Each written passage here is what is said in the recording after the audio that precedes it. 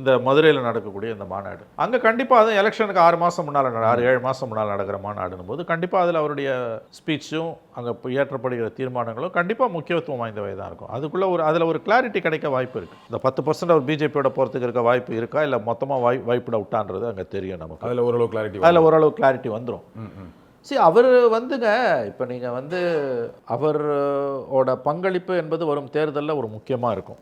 அவர் ஜெயிக்க முடியாது. நான் பல தடவை சொன்னதான். அவர் ரெக்கராக தான் இருப்பார், இவர் விக்டராக இருக்க முடியாது. அவர் திமுகவுக்கு ஒரு நெருக்கடியை கொடுப்பார், ஏடிஎம்கேக்கு நெருக்கடியை கொடுப்பார். அவர் ஏடிஎம்கே பிஜேபி ஓட்டையும் கணிசமாக உடைக்கிறார், திமுக ஓட்டையும் உடைக்கிறார்.